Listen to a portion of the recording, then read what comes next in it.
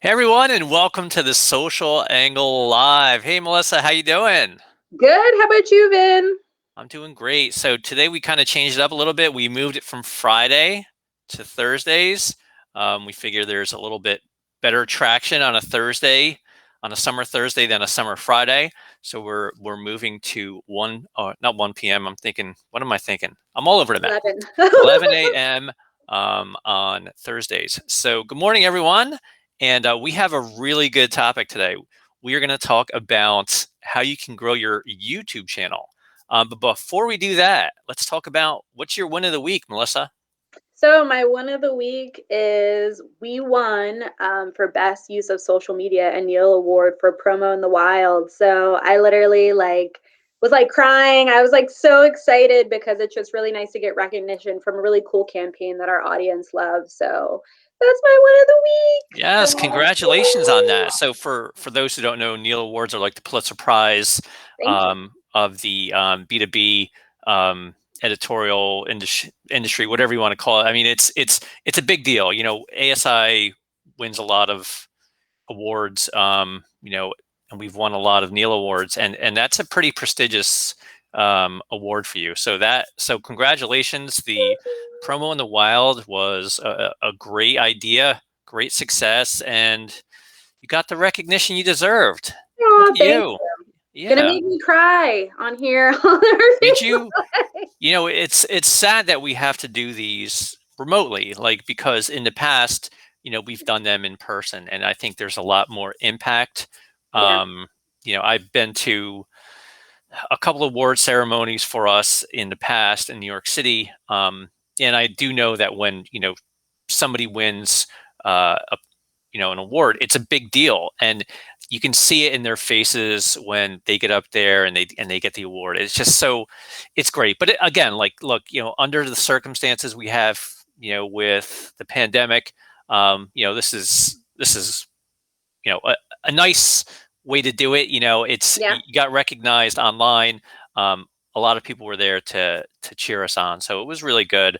And again, I can't stress enough. Congratulations. Thank you so much. I appreciate it. They did a really good job with the ceremony too. Like you said, under the circumstances, virtual is really hard to pull off. It Hmm. just because it's not going to be the same kind of atmosphere that you would have in an in person, especially if it's an established awards ceremony, where Right. people kind of already have all right, this is how we do the kneels, this is how we participate and celebrate, our award winners. But I think they did a fantastic job orchestrating everything through Hopin, and it still seemed like there was that sense of camaraderie and Right. congratulations for all the winners or the people who were, finalists. So it was really awesome. But what about you? What's your win of the week? My win is your win. Um, ASI, we won three Neil Awards yesterday, and I think we were nominated for 11. Yep. So just to see that, we won best package of COVID coverage in B2B, and you were through that ride as well as I was. We were all in this together. It was quite an amount of coverage that we put out for COVID, Yeah. and it was, I saw what our editors did every day in covering the pandemic. And there was a lot of people involved. It wasn't just the writers. There's web, there's design, there's so much that went into it. And to see that we get recognition for that, I thought it was a big win for all of us. So, it, we're all really incredibly proud today, for winning that package. And of course, Teresa Hagel, shout out to Yes. Teresa. She won as well. She won an award. But everyone who was nominated, really did a great job, and they should be proud of their accomplishments in the last, 12 months or so. So yeah, that's my one of the week. To see ASI succeed in that way, makes me proud. So, and of course, I can't stress enough. Oh, thank Your you. Promo in the Wild was a great idea, and the execution was great too. And here you are, an award winner. I know it's crazy to think. And then also, like you said, I have to say, because like you were saying, for the last year it's just been so difficult, and I know that like our writers and our team were just working around the clock to keep everybody informed, and some of the depth of coverage, and who they were up against for some of the other finalists, I just blew me away. So it was really nice. I Yep. think like as everybody is focused kind of now on recovery and things are starting to open back up and we're starting to move a little bit more freely and there's a little less restrictions, it was just like a really nice like icing on the cake type of situation to be like, yeah, you really busted your butt the last 12 months, great job, and thanks for keeping us informed. So I was like, Yep. yeah, really cool. So All right. So our topic today is YouTube. I'm going to talk a little bit about how, you can grow your channel, what you should be posting. So my inspiration for this topic, and if anybody has any YouTube related questions, feel free to post them in the comments. We'll get to them hopefully during the show. If we can't get them to them during the show, we'll get to them after. So really my inspiration for this, I've been kind of following some stats about, website traffic and all that. So do you know what website gets the most traffic on the planet? what website gets the most traffic on the planet? Oh, that's a good one. I mean, I know that YouTube, since it's a search engine, I think it's like the second, but I You're don't right. know. That is the Oh, second. okay. It is a second, but YouTube I is think number two. Google is number one. I think Facebook is three. Amazon is four. So YouTube is huge, obviously. And I think there's a stat that says something like there's going to be 3 billion active users, I think a month by 2025. wow. Um, and that's just a number that I feel is enormous. And I posted a poll on Twitter yesterday, and let me go to it. And my question was, do you use YouTube for your business? The answers options were yes, no, and sometimes.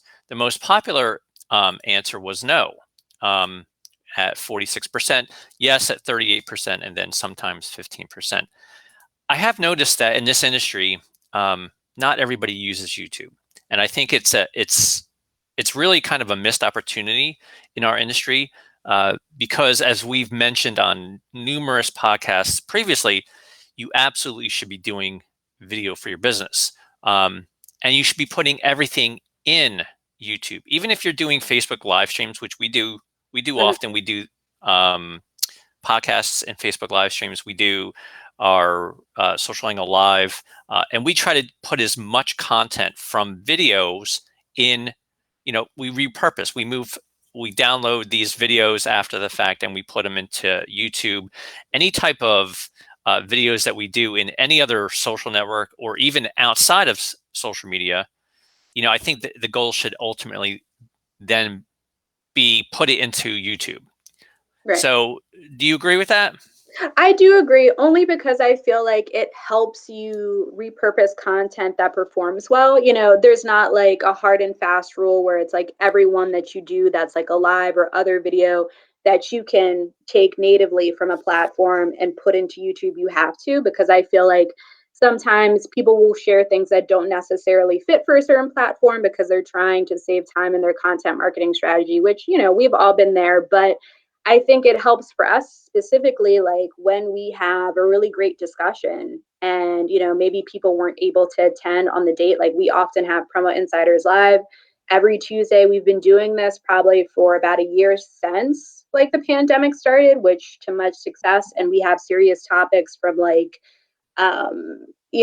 what's going on in supply chain. That was a recent one that Chris Rubo did, and it was like really, really, really, really popular. Lots of good questions, lots of engagement. We'll do other light-hearted ones where we'll do like taste tests and things like that between 2 and 4, and we repurpose them, and we still get traffic off of them. So I think it's just a great way to kind of use that long-form content that performs well on another platform to also boost traffic. No, I totally agree. So we know the why, right? Mhm. Because billions of people access YouTube monthly. I mean, it's an enormous amount of traffic that the social media platform gets, and it's going to increase. I mean, video is not going anywhere. Video is the medium that people prefer. Now, I looked into stats on why. Why do consumers subscribe to YouTube Okay. channels? So if you want people to subscribe to your channel and sort of grow your channel, this is why people will subscribe to your channel. So 30% because the channel publishes how-tos and educational content about their career or industry. 21% because the channel publishes how-tos or educational content about their hobbies, and 17% because they post funny or entertaining videos. So I look at those stats, and when I read between the lines, this is what I come up with. People come to YouTube to learn and to be entertained. Yep. And I try to think about my personal use of YouTube. So what do I go to YouTube for? I go to YouTube, and I was thinking about this the other day, multiple times, probably a day, at least once a day, but definitely multiple times a week. And this is why. I go there for how-tos. Like when I need to figure out something, like my son gets some complex toy and it requires 30 minutes of instructions on putting it together, and I don't want to read these stupid instructions. Like Yeah. I'll go to YouTube and boom, there's like this visual, you know, interpretation of how to put something together. Boom. To me, that's like how-tos are huge. And also, I go to YouTube to be entertained. If something happens in sports, when I want to see the highlights, I didn't catch the game yesterday. I want to see what happened. Boom, I go to Right. YouTube. Those are the things I want to do. So I want to be educated. I want to be entertained. What about you? I am actually 100% the same. And I think it's so interesting because I feel like YouTube kind of has like a double life, like it's a social media network, but I feel like it is the largest how to resource out there that multiple people across multiple generations use. Like, I can't tell you how many times they've saved my ass with a piece of IKEA furniture because, like their directions are like, it's in the box, and then the next like piece of paper is it's put together, and I'm like, okay, because like how did this how did Right. this happen? Like, I need instructions. There'll be somebody who kindly, is much more better at putting things together than I am. They film themselves and they're like, this is how you put together their bed frame, and I'm like, cool, I can watch. Or like, for me, recipes are a big thing. Like, if I am using a new ingredient and I want to make sure I'm prepping it correctly, I'm using the right parts of whatever I'm cooking with, or I want a better way to cook faster because I like to try to cook or meal prep at least like once a week. I'll look like, what are some time savings tips that I can do to make my groceries last longer? So I'm not always getting pizza, even though I love it. And then also too, it's like that lifestyle curation. Like, I love looking at YouTubers. I don't know. Do you know what a YouTuber is? A what tuber? YouTuber, No. beauty YouTubers. Ooh.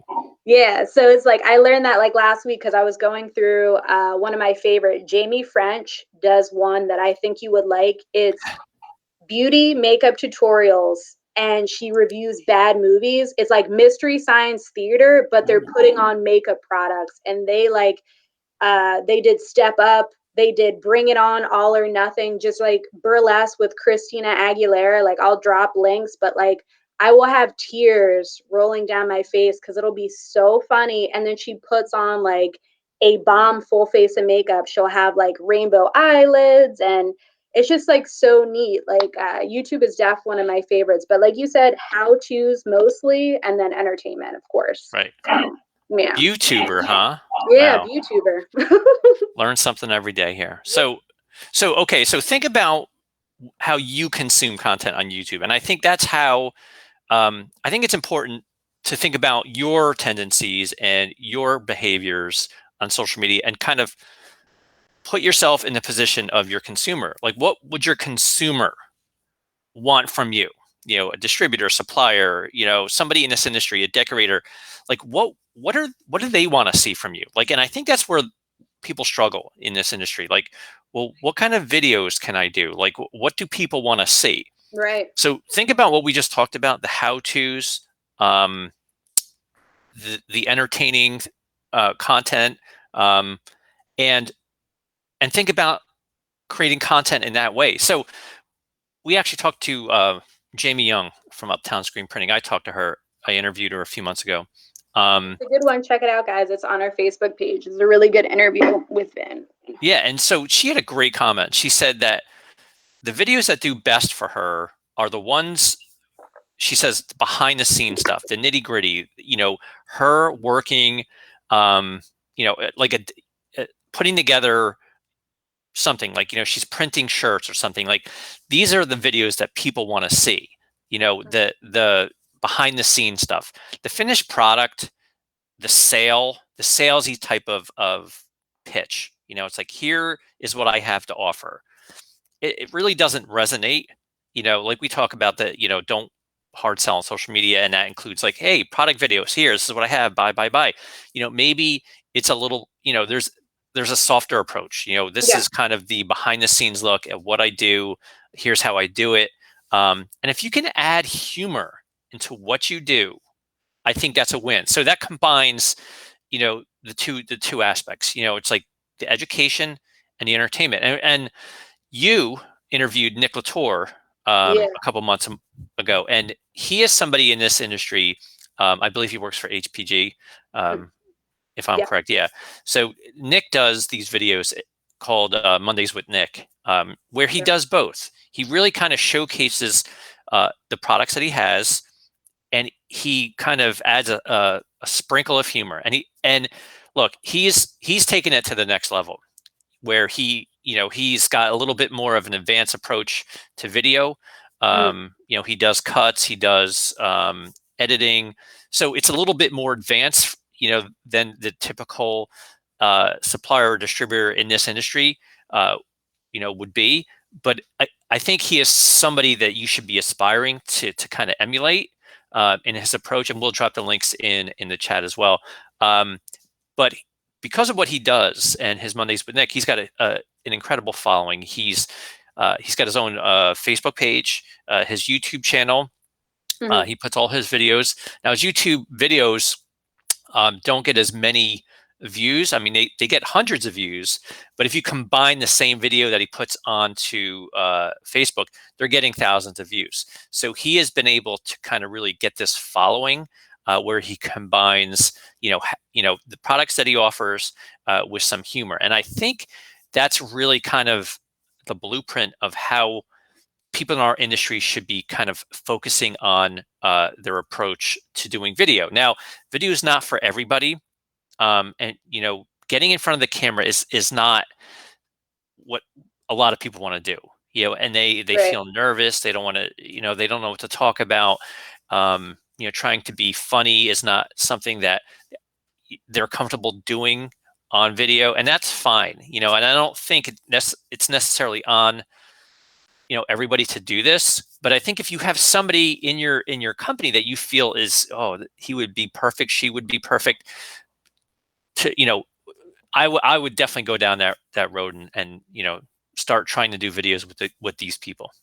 I 100% agree. And I think you make like a good point. I think as much as we talk about the prevalence of video and how important it is, and that stat that you mentioned earlier about the growth of YouTube, right? Like the amount of users. So, that correlates to there being more video produced, right?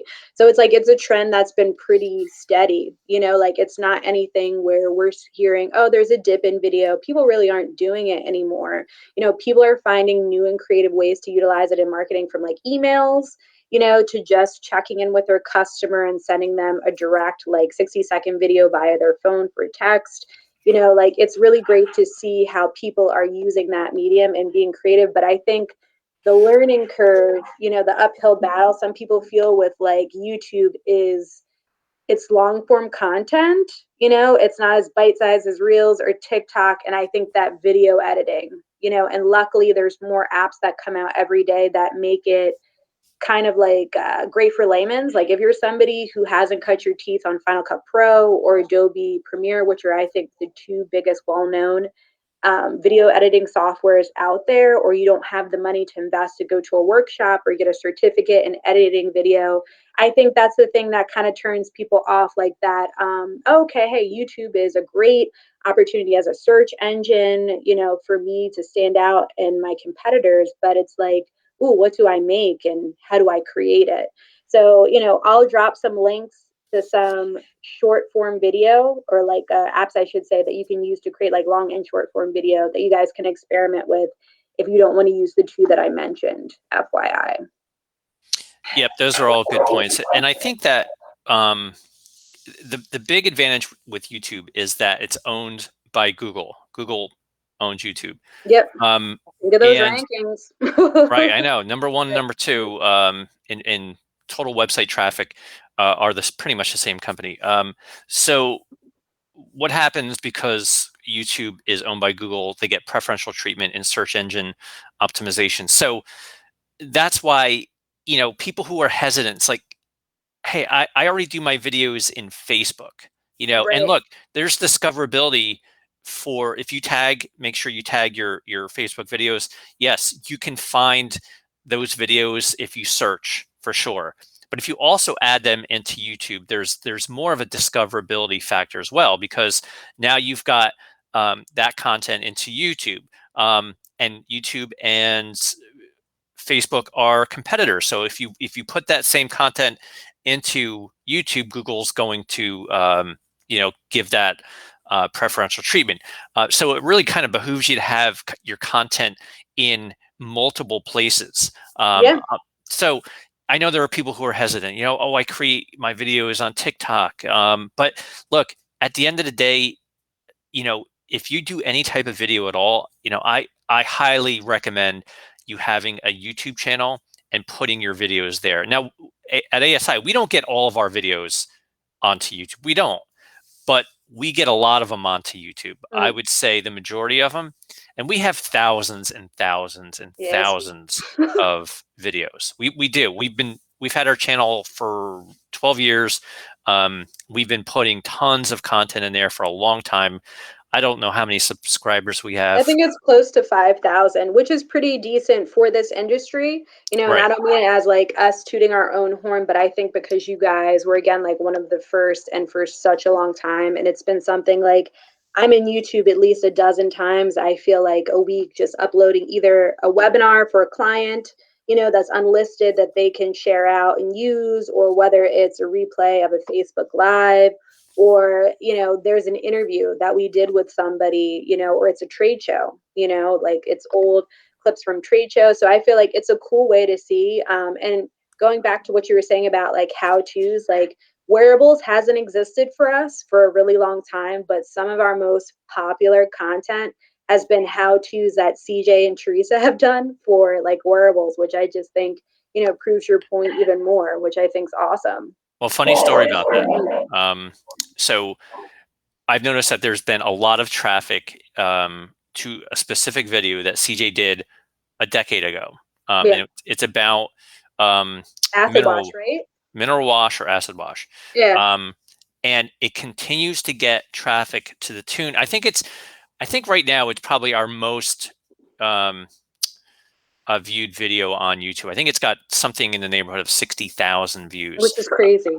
Yeah. Well, like in the grand scheme of things, it doesn't seem like a lot, but for us, that's a lot of views for us. I think we average, I don't know what our average video is, 1,000 views, but so that's 60,000 views is a lot. Now, it continues to get comments and it continues to get engagement.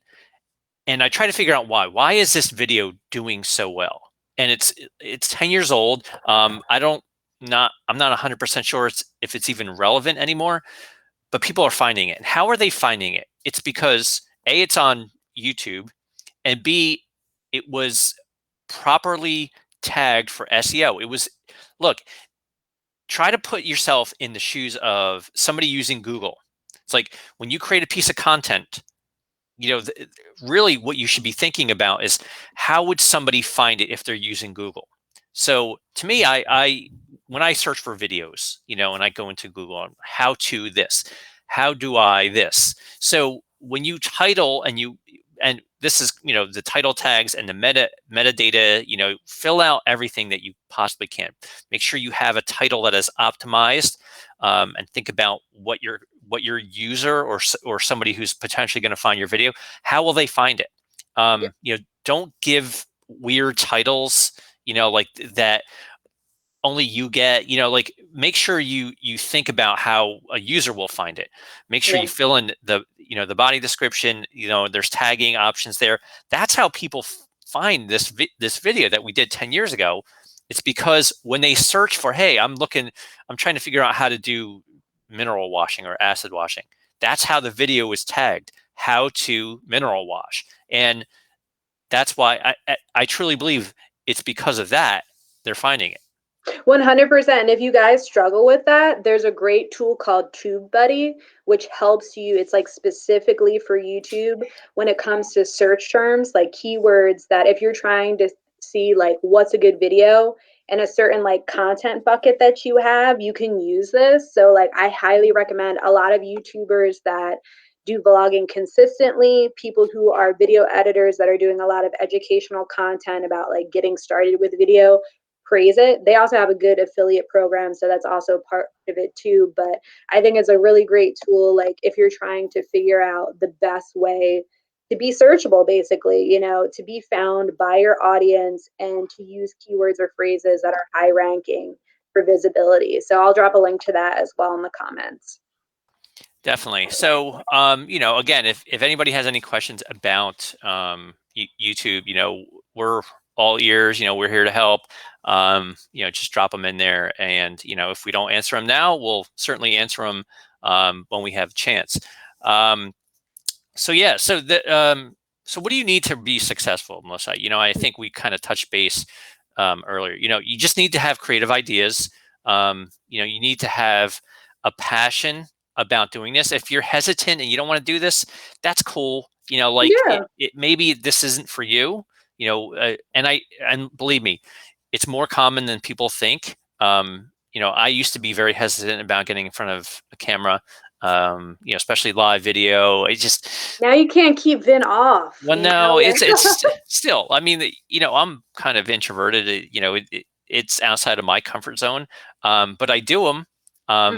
Especially since uh, you know I'm in social media and I was at Department of One for a long time. I really had no you know options. I had Choice, to do right? it, and so I just did it. And after a while, it just becomes more comfortable. But there are people who don't want to do it, and that's cool. But if there's somebody else in your company, for sure, you believe that they can do this, get them involved.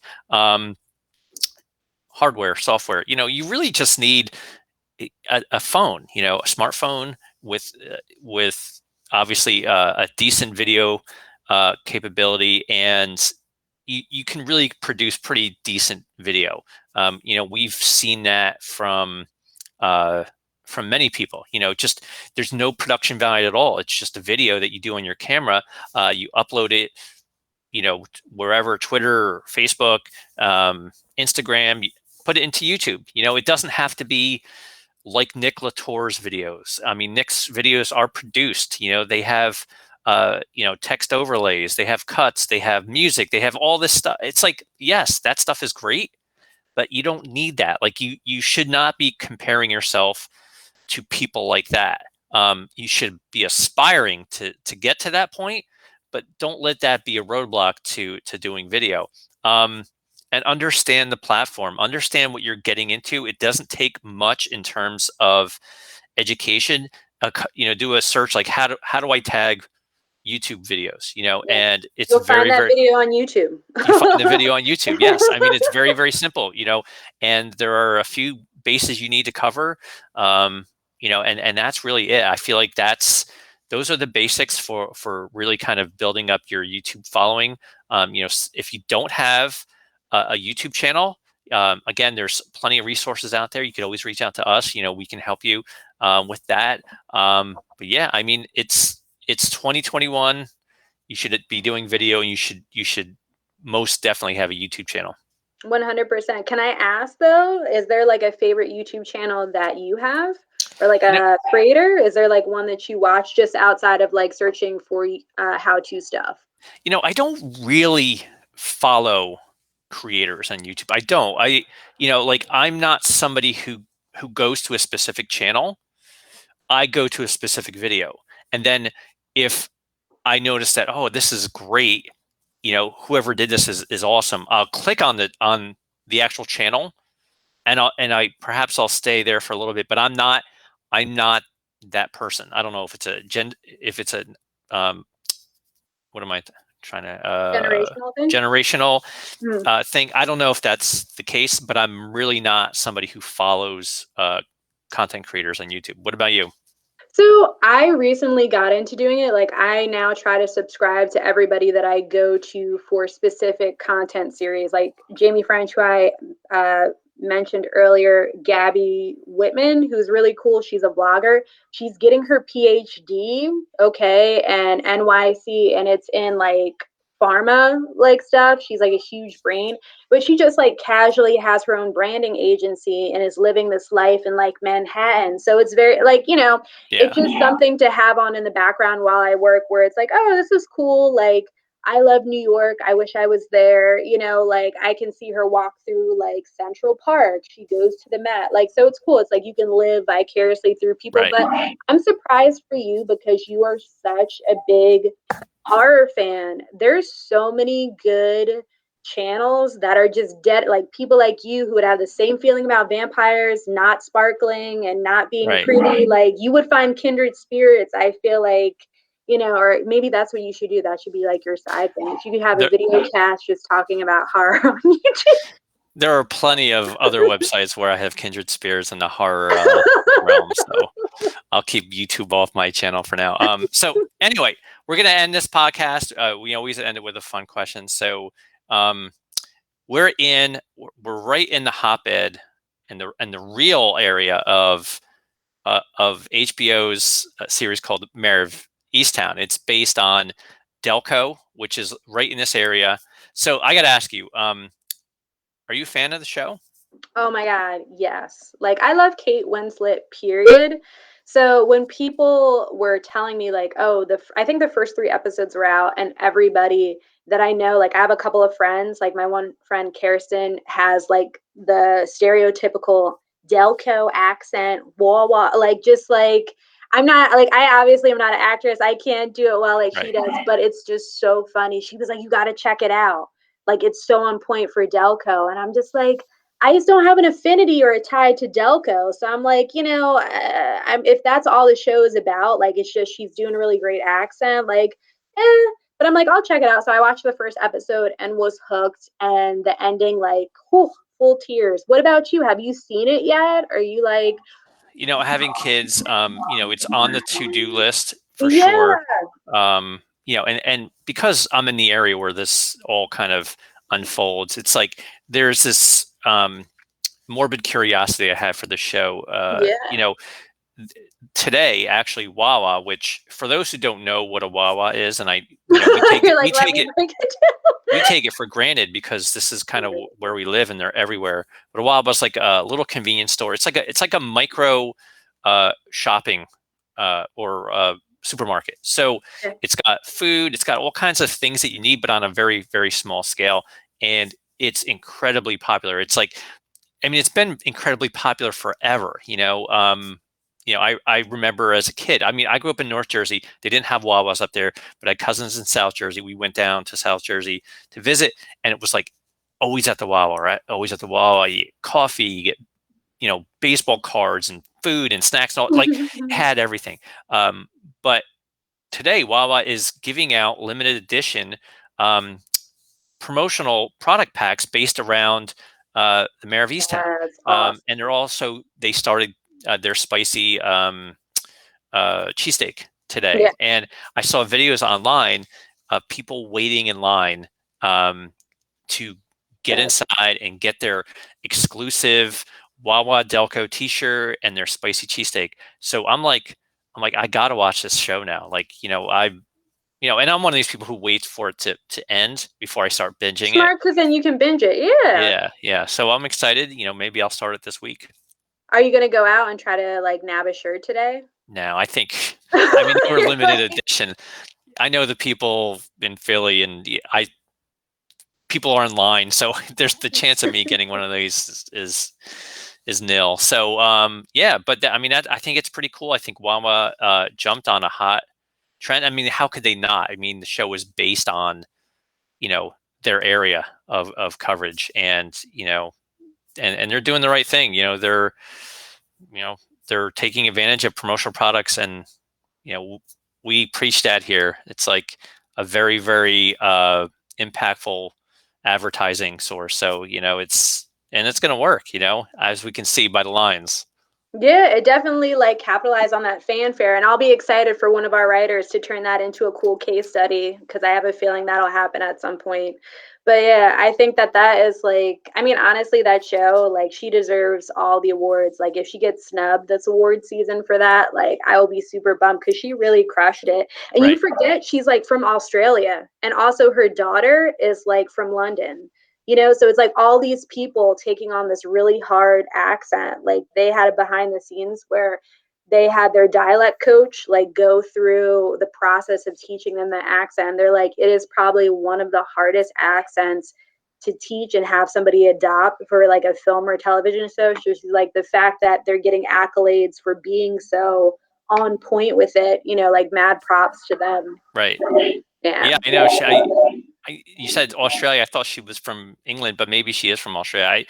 She I lives just know there, I that. think now.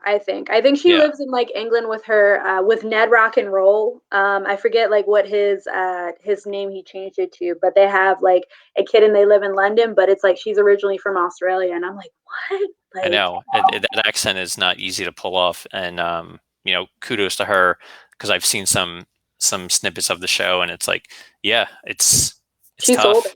Yeah, Yeah, especially the bar scenes. I think you'll appreciate that. There's like scenes in there where she's at the bar and she's like with the one cop played by Evan Peters, and he's like ripped and like his accent is so strong because he's like drunk. And I'm like, oh my God, like this reminds me of college. Like this just reminds like right. it's like this is awesome. Like it was really, really good. So you'll like it. I'll be curious to hear what you have to say when you watch it though.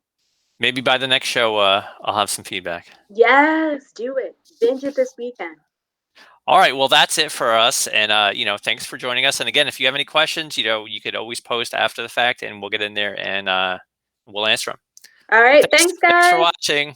Peace. Have a good one. Bye.